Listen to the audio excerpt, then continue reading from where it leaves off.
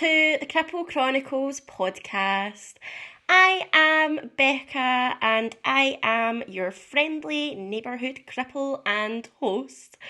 On today's episode, I wanted to touch on grief following trauma, especially in relation to car accidents.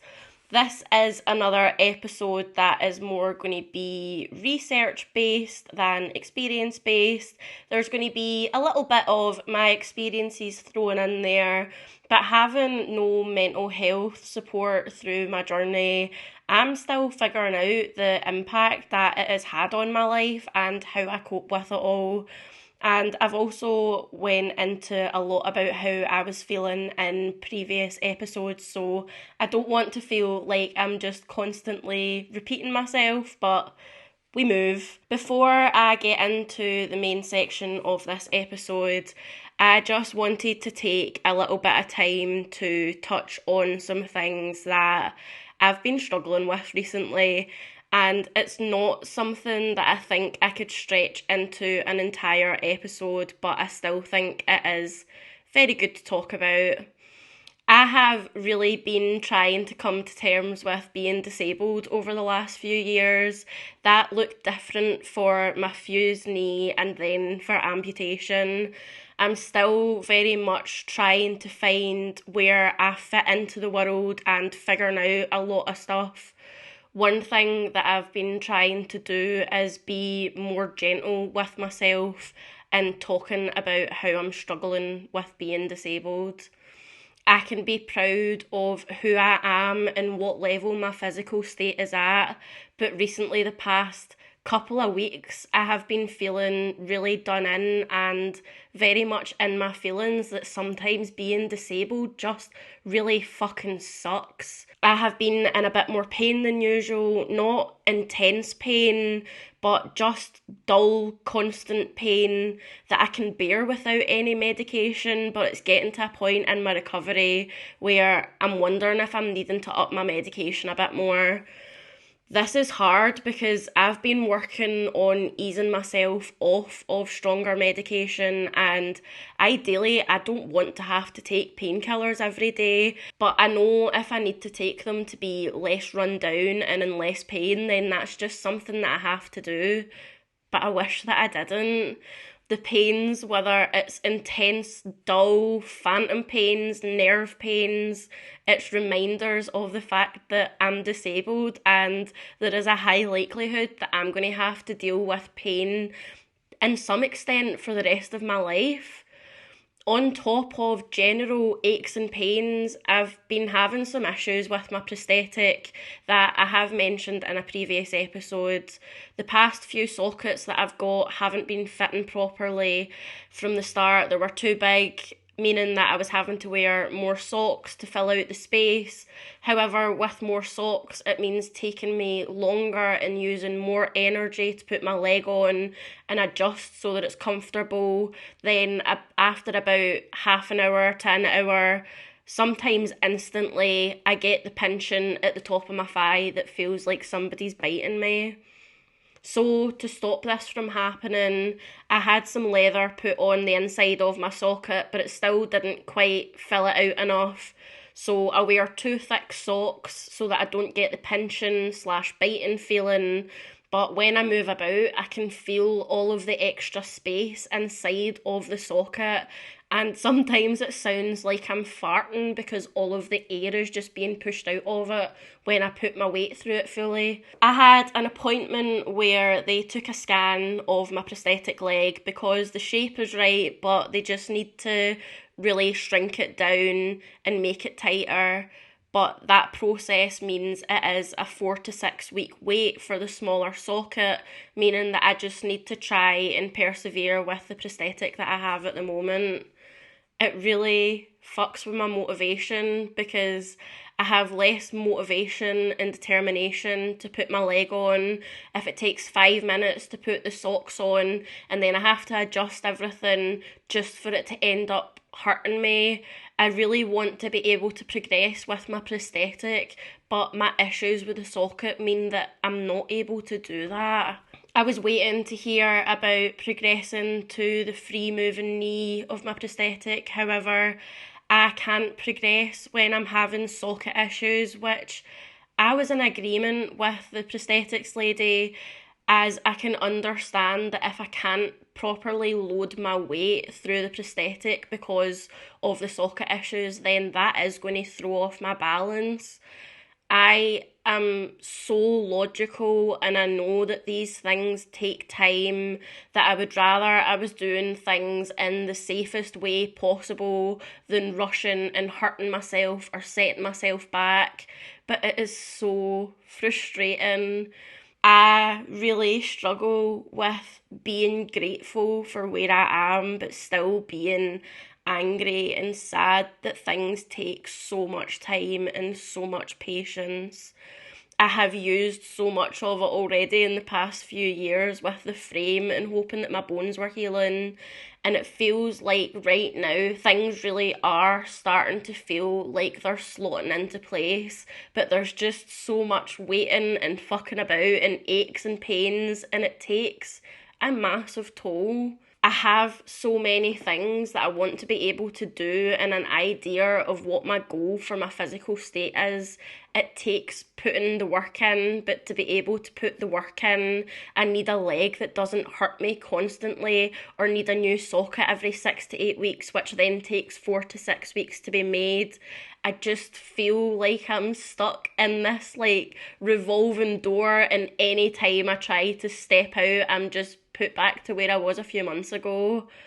I really hate feeling like I'm complaining, and it's hard not to feel like I am, because sometimes when I'm in the mindset, I feel like I'm being ungrateful for where I am, but it's about teaching myself and being gentle that I'm able to talk about things that I'm struggling with. It's not just mindless complaining, but giving myself the grace that it's really fucking tough living with a disability. And I feel like if I didn't shine a light on this side of my recovery and the things that I'm struggling with, I wouldn't be being fully authentic. I think as well there has been a slight change in the format of the podcast since I have now finished sharing the main bulk of my recovery with the frames and the accident. And I'm still really enjoying doing it. I'm really enjoying sitting and looking at research and looking at different things for disabilities and thinking about getting guests. However, I am realising that being at a point that I'm at, not having any therapy, and the amount of work that I'm putting into the podcast, I'm starting to use it as a technique to avoid sitting with my feelings and processing things that are going on, because in my head I'm like, well, I've got this script to do, these subtitles, I've got this editing, I need to record next week's episode. And for the time being, I know that some people love seeing my wee notifications pop up weekly, and some of you even have like a wee routine of when you listen to it. But I'm going to be changing the episodes just now to a fortnightly basis instead of weekly, because I am really loving doing this, and I want to keep the love that I have for it instead of pushing myself to a point of burnout where I'm no longer enjoying it and I just abruptly stop doing it. I want to find a good balance between doing something that really excites me and motivates me, but also not using it as a way to escape from things that are going on inside of my brain. Usually when we hear about grief, it is in the terms of someone we love passing away, and I'm going to talk about it a little in terms of this to get a background, as it's the most common way to understand grief. Everyone experiences grief at some point throughout their lives, with losing people of importance to them. In some case, it is more extreme than other losses. When it comes to grief, there's a whole range of symptoms and feelings that come knocking at your door. So let's take a look at a few common ones. First up, there's the sadness and the depression, like this heavy cloud looming over you, making you want to isolate yourself and reflect on all of these memories that you have with the loved one that has passed away. There's then shock, denial, disbelief. It's your mind's way of trying to protect you from the pain. It might feel like being in a daze or not fully grasping what's happened. Numbness can also come along with this, feeling very emotionally numb after a loss, like your brain is trying to give you some time to process this at your own pace. And I guess this can be helpful, but when you get stuck in that numb zone, that can really be tricky. There's then panic and confusion. Sometimes when someone close to you leaves the world, you're left wondering how to fill that void in your life, and it can feel like your whole identity is shifted, leaving you in a total state of uncertainty. Anger and hostility might also appear. Losing someone really hurts. It's natural to feel that anger and frustration. Sometimes you might see people trying to find someone or something to blame just to make sense out of it all. Sometimes it can feel like a relief, especially if the person that has passed away had been suffering for a really long time or the relationship was difficult. It might cause relief, and that's totally normal. It doesn't mean that you don't care or you didn't love them. It's just another piece of this puzzle. Feeling overwhelmed is also a very common emotion in grief. It can hit you like a ton of bricks, causing endless tears and feeling completely overwhelmed and like you're just drowning in all of these emotions. Mixed feelings are no strangers when it comes to grief. Relationships are really complex, and even if there's been a rocky relationship, there is going to be a mix of all these emotions: sadness, anger, guilt, everything in between. There is no right or wrong way to feel after experiencing a loss. Everyone is unique, and everyone's journey of grief can be as diverse as can be. Some people might assume that grief is exclusively reserved for death, but there are lots of ways that grief can come up in someone's life. So if grief isn't just the sadness that you feel after experiencing a death of someone close to you, what is it? The feelings that I mentioned before can be also pretty common with disenfranchised grief, which is a fancy name for non-death related grief. Up until doing some research for this episode, I didn't even realise that there actually was a name for it. Disenfranchised grief is when you experience a significant loss, but society doesn't give it the recognition or support it deserves. It's like your grief is hidden in the shadows and you're left feeling isolated and unseen. Traditional grief gets all the attention. There's rituals, mourning practices, and social validation for that kind of grief. But disenfranchised grief is often pushed to the sides and overlooked for various reasons. Maybe it's because the loss that is being mourned isn't considered as normal by society's standards. This could be the loss of a beloved pet, the end of a non-traditional relationship, the loss of a dream job, or in my case, the loss of my physical health and the whole life that I had before my accident. Disenfranchised grief can also stem from who you are as a person, your cultural background, religious beliefs, or being part of the LGBTQ plus community can sometimes lead to grief being dismissed or marginalised. It's like society has its own set of rules on how grief should be expressed, and if you don't fit that mould, then you're left feeling invalidated and alone. Imagine grieving the loss of a same-sex partner in a society that doesn't even recognise same-sex relationships, or experiencing a miscarriage or a stillbirth that's just swept under the rug, never to be openly discussed, and you're told just to move on from it. You can also see it sometimes in mourning the death of someone who has a history of addiction or really complex mental health conditions and they have completed suicide. It's like their lives are overshadowed by the stigma and the grief of their loved ones just gets pushed to the sidelines. Here's the thing. Disenfranchised grief is as real and as valid as any other form of grief.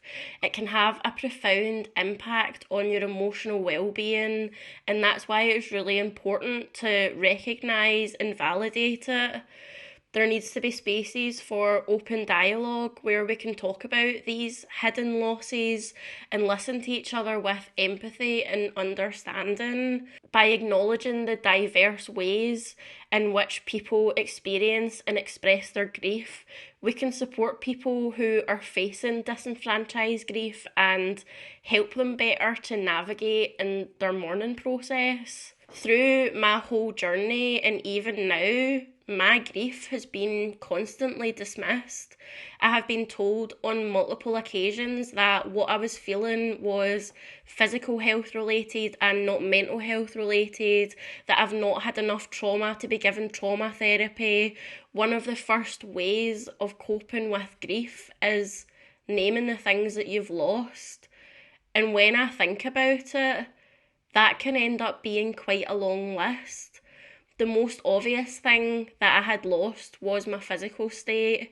It's something that I mentioned initially that I really struggled with. I had been working 14-hour shifts, hill walking, being at the gym, and then I was told that I might not walk for 6 months, and my whole recovery time was looking at being 5 years. I lost my ability to walk without using mobility aids. I lost my dream job of being a mental health nurse. I lost a lot of connections with friends that I had. I cut off the relationship with my mum, that although that was a choice that I feel I really had to make, I still feel the grief from it. I lost a massive chunk of my independence, and even now, I don't think I will ever have that independence back, as I know that for me to live my best life, it means accepting help from people, even if it's hard to ask sometimes. I lost my leg, which has started to feel a lot less like a loss as things have opened up so much more in terms compared to the frame.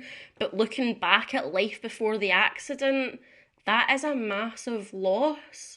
I found a study that talks about traumatic stress, depression and non-bereavement grief following non-fatal traffic accidents, which I thought was really interesting, so I'm going to summarise some of the things from it and how it kind of relates to my experience. Traffic accidents can have a big impact on mental health. Common problems include post-traumatic stress disorder, depression and anxiety. Many accident victims suffer from these issues. It is important to understand the full range of mental health symptoms that can occur after such incidents. In addition to anxiety and low mood, people may also experience grief reactions following a traffic accident. We now know that non-bereavement losses and life-changing events can trigger grief. Traffic accidents can lead to significant losses like health, future plans and resources that can't easily be undone. Similar to the grief experienced after losing a loved one, people may long for what they've lost, have constant memories of it and struggle to accept what has happened. Studying grief reactions after traumatic events really helps us to understand the emotional distress that people go through and help to develop better treatment options. So this study had a couple of main goals. First, they wanted to figure out different groups of people who had non-fatal traffic accidents based on their symptoms of PTSD, depression and grief. They had two possibilities in mind. Either all of these symptoms would go hand in hand, like if you had more chances of experiencing PTSD, then you also have higher chances of dealing with depression and grief. Or some symptoms would differ between groups. For example, one group might have higher levels of PTSD and grief, but lower levels of depression, while another group might have a different mix of symptom severity. The second goal was to see if these emerging groups differed in terms of how much their day-to-day life was affected and other mental health indicators. They found that different patterns of mental health symptoms after traumatic events can really mess with how well you function. So they expected that people in the groups with higher chances of having symptoms would also score higher on the measures of PTSD, depression, grief, and how much their daily life was impacted. They also wanted to dig into the factors related to the symptom profiles, things like age, education level, gender, and accident details, how long it had been since the accident, what kind of transportation was involved, how much they felt like their life was at risk, and the severity of their injuries. These factors have been linked to PTSD and other negative health outcomes and grief reactions. Identifying these factors could really help pinpoint who's at higher risk of developing mental health problems after a traffic accident. The fourth aim was all about 3 psychological factors that could be changed through therapy. They wanted to see how these factors played a role in predicting the different ways that people showed symptoms after non-fatal accidents. The factors were generalised self-efficacy, that is your ability and your belief to handle whatever life throws at you. Difficulties in emotional regulation, like having trouble dealing with negative emotions and finding coping strategies, and trauma rumination, which is repetitive negative thinking about the accident. These factors can either help you bounce back or make things worse, depending on how you handle them. That's why they're really important to look at. Alright, let's now talk about how they actually did the study. They recruited participants through online announcements, social media, and even letters sent out to people who had contact with victim support or other peer support organisations. They also reached out to university students who could earn course credits for taking part. They explained the project and asked people who had been in traffic accidents to complete questionnaires online. To make it easier, they split these questionnaires into 2 parts, meaning that the people could fill out the first part and then leave it, or they could do both parts. They used a bunch of different measures to gather information. They asked about socio-demographic information like age, gender and education. They looked at the accident characteristics like the date, the type of transport, whether they were a driver. They used the hospital anxiety and depression scale to see if people had depressive symptoms, the traumatic grief inventory to assess grief symptoms related to the accident. These questions were tweaked a little as it's usually used for bereavement. The work and social adjustment scale to see how much the accident had messed with people's ability to handle work, home, leisure and social life. The rumination questionnaire to gauge how much people were stuck in thinking about the accident. And finally, the difficulties in emotional regulation scale to see if people struggled with managing their emotions. This study was part of the traffic project in the Netherlands, which focuses on the consequences of traffic accidents for both bereaved and non-bereaved victims. In this study, they honed in on the psychological well-being of people who went through non-fatal accidents. The results are easier to break down into 8 different categories. The first category is the sample characteristics. The average age was 32 and a half, and the majority of participants were female and highly educated. The time since the accident ranged from several weeks up to 68 years, and the type of transportation used was 47% of people were biking or walking, and the other 53% were in a car. The second category, symptoms. Using diagnostic criteria, 13.4% met the criteria for probable PTSD and 21.3% had clinically relevant levels of depression.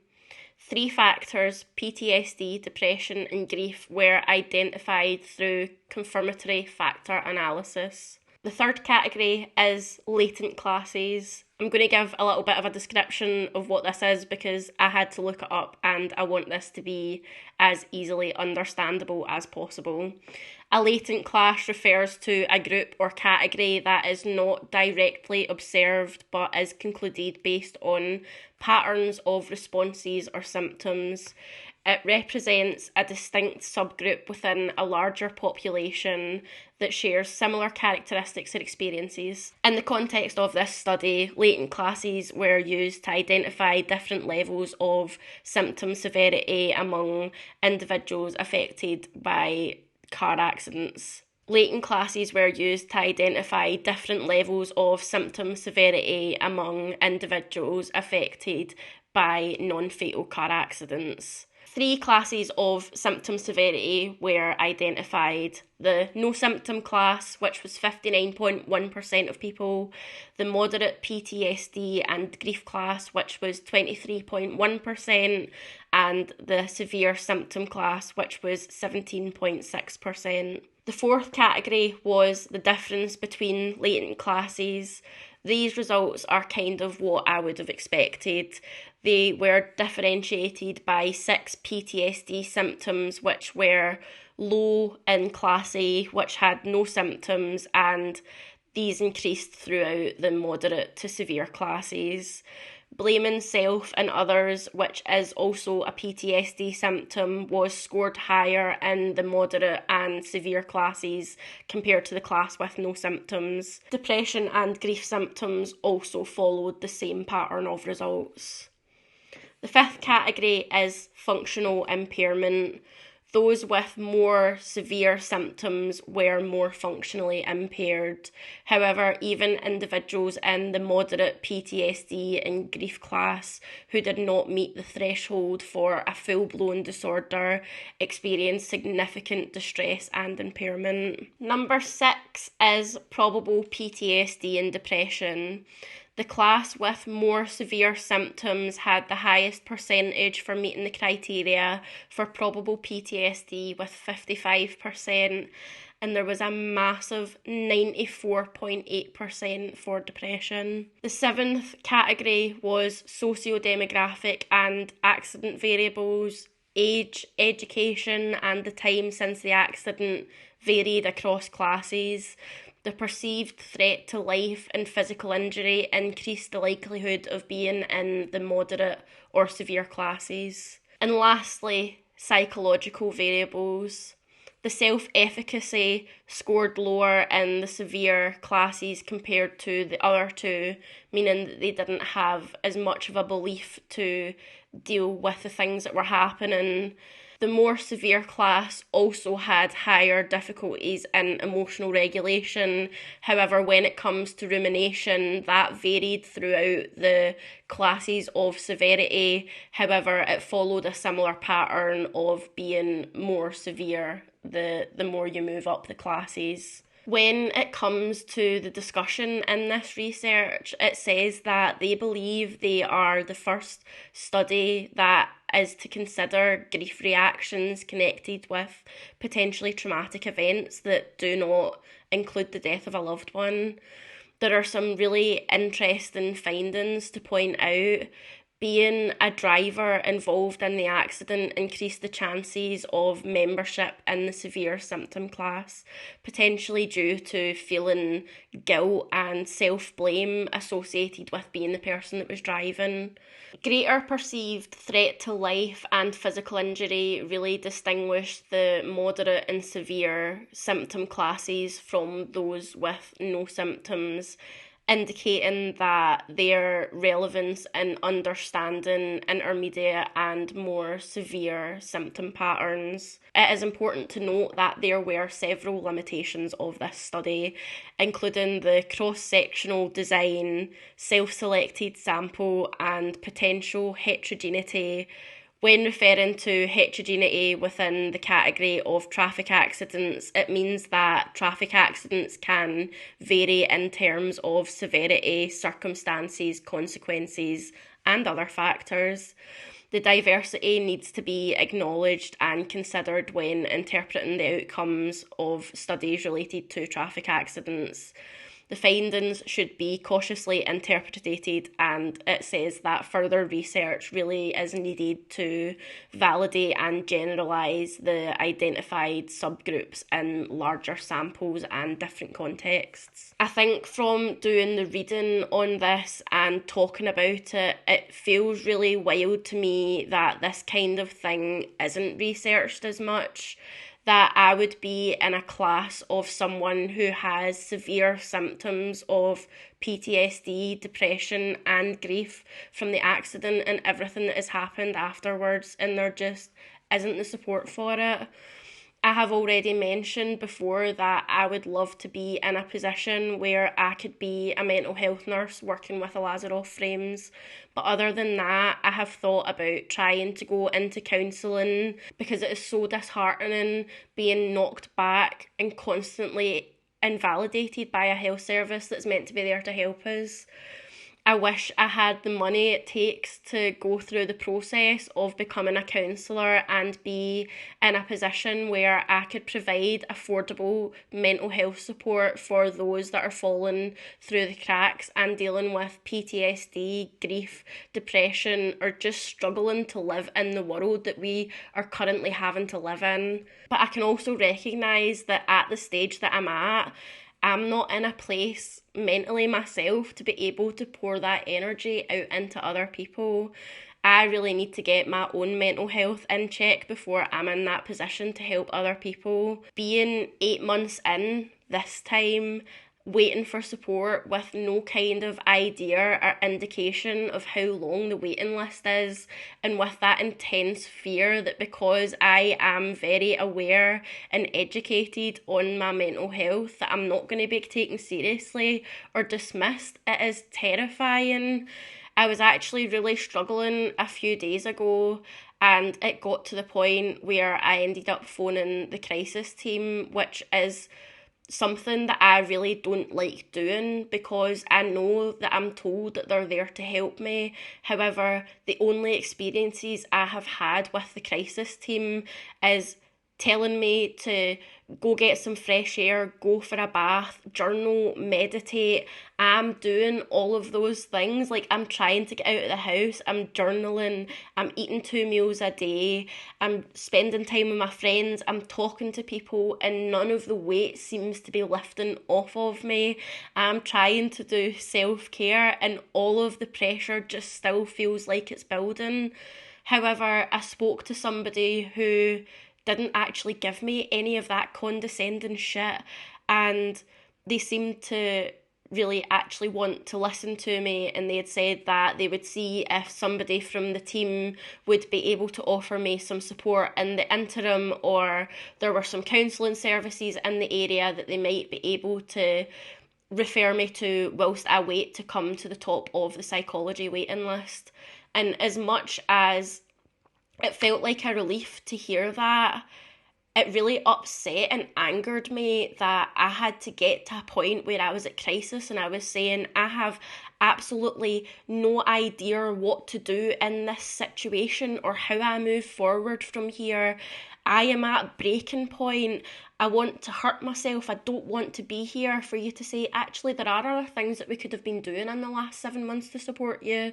However, I'm also not holding my breath for that, because I've not heard back from them, and I'm wondering if it's a case of, do I need to phone them up again to chase them to see if they are actually going to give me that support that they said they were going to. I have been in a battle with myself if I should try and find a private therapist. One of my friends had actually sent me a private company that deals with limb loss and road traffic accidents and the grief that surrounds that, and it is done off of experience, and they try to match you up with somebody who, for me, would have been an amputee or would have experienced something road traffic related. However, the worry for me is that it is £180 for a block of 3 appointments. If I was having to have an appointment a week, that's not even covering a month. Or it's £70 for each appointment, which I'm really worried that I start it and it starts to help and then I can't afford to pay for it anymore.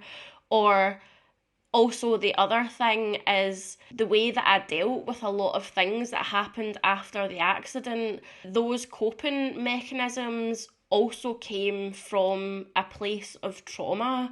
It came from a place where my childhood was very rocky and I had to grow up too quickly, and I had a lot of defences in place that weren't healthy for myself. They weren't the best way to deal with it.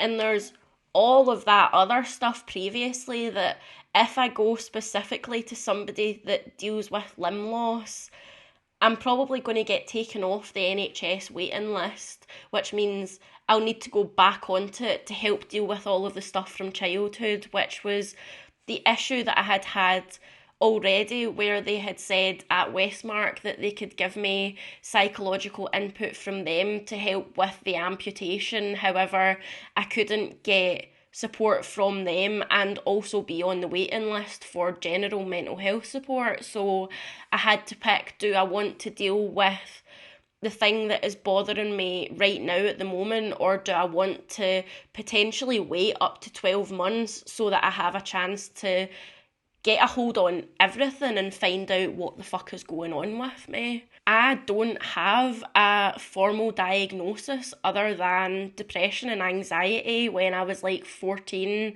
and I had been told that I had PTSD by a private psychologist, but I don't actually think that is noted on my NHS records. I'm not sure.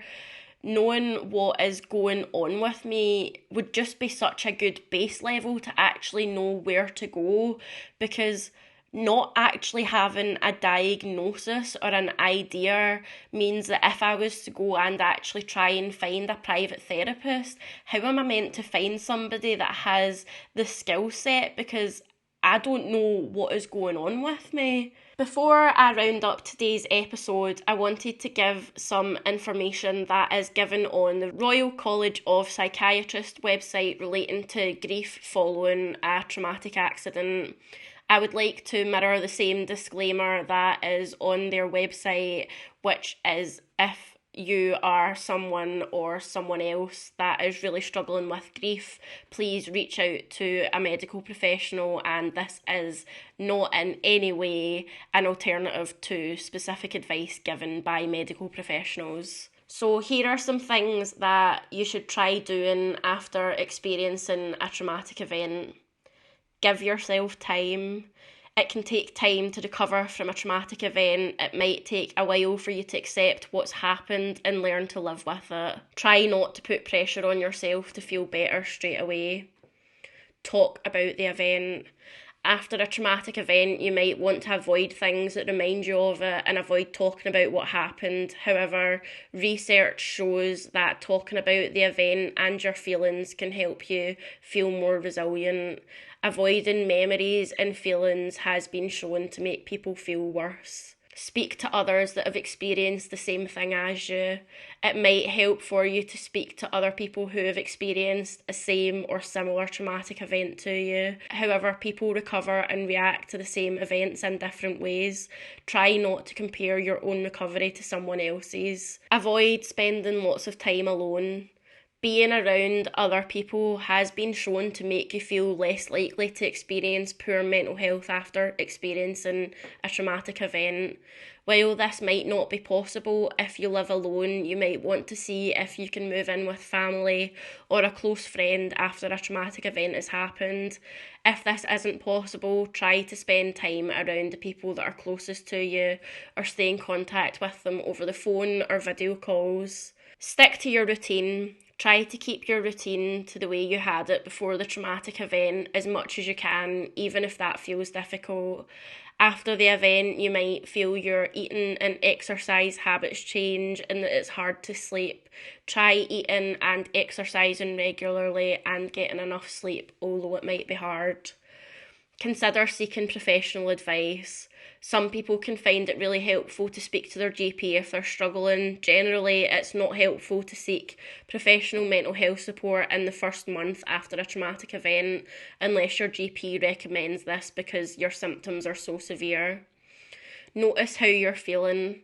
For the first few months following a traumatic event, you might want to pay attention to how you're feeling over time. If you don't feel like you're getting better or you start to feel like you're getting worse, please speak to your GP. Ask for support from your employer. If you experience the traumatic event as part of your job, your workplace might have support systems in place to help you. If you experience the traumatic event outside of work, you may want to let your employer know so that they can support you. This could be as simple as telling them what has happened so that they can be aware of how you're feeling. You could ask them to make adjustments to how you work, like ensuring you're not exposed to further trauma or intense stress. Take care. After a traumatic event, people are more likely to have accidents. Be careful around the house and when you're driving. Try not to use alcohol or illegal drugs following a traumatic event as a way to cope. While they can make you feel better in the short term, they really won't help recovery in the long term. Avoid consuming too much media about the event. After experiencing a traumatic event, it can be very tempting to watch or read a lot of things about it on social media or in the news. This especially is the case for higher profile events like terrorist attacks or natural disasters.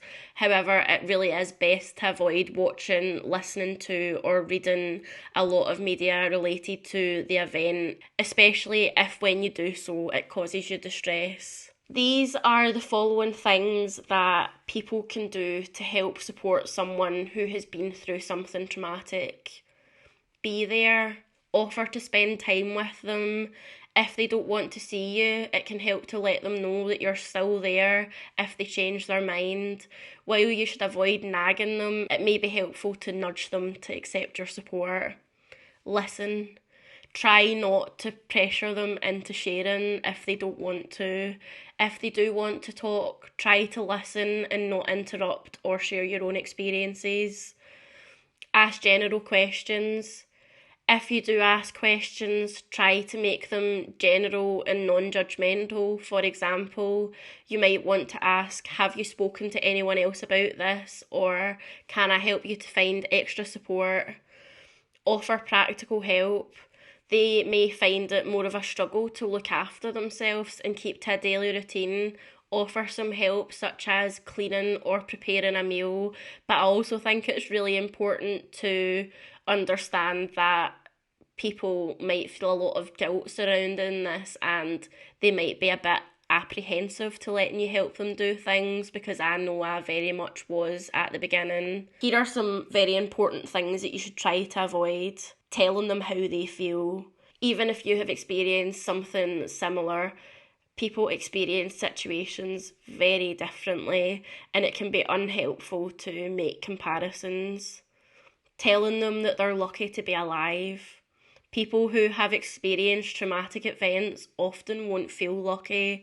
Often they can feel guilty for being alive, especially if other people have died, or in my case, I felt guilty for being alive because I didn't want to have to deal with all of the physical complications that I woke up with. Minimising their experience. Avoid suggesting that it could have been worse, even if you're just trying to make them feel better. This can make people feel as if their experiences aren't valid or justified. Making unhelpful suggestions. Avoid making suggestions even if you've found that these have worked for you in the past. People are very different and often they may have already tried what you're suggesting. Today, I looked into grief and the impact of accidents. It is a topic that often goes unnoticed, but I think it is really important to shed a light on the struggles faced by those who experience disenfranchised grief. Car accidents can change lives in an instant, leaving individuals with disabilities that alter their daily routines, mobility and independence. I often say that everybody is one bad day away from ending up in the exact same situation that I'm in. Alongside the physical challenges, you have to also grapple with the emotional aftermath, navigating a complex web of grief that often goes unrecognised by society. Grief doesn't discriminate, it doesn't care about whether the loss is socially recognised or not. The disenfranchised grief experienced is just as valid, just as raw, and just as deserving of support and understanding. I think it's really crucial to acknowledge and address disenfranchised grief. By raising awareness and fostering a compassionate dialogue, it can really help create a more inclusive society that recognises and validates the unique struggles that are experienced by those who have faced trauma and have grief from that trauma. I really hope that we can be there for those that are silently fighting with their grief and lend an empathetic ear, a helping hand, and really work to have a world where everyone's grief is seen, heard and respected. However, I realised that I forgot to do this at the start of the episode. Not sure if people pay much attention to it anyway, but like, subscribe, leave a comment, follow me on Instagram and TikTok at Cripple Chronicles Pod, rate and review on audio platforms. Anything you would like to get in contact with me about, please send an email to cripplecchroniclespod@gmail.com. I hope you have a lovely few weeks and I'll see you in a fortnight. Bye!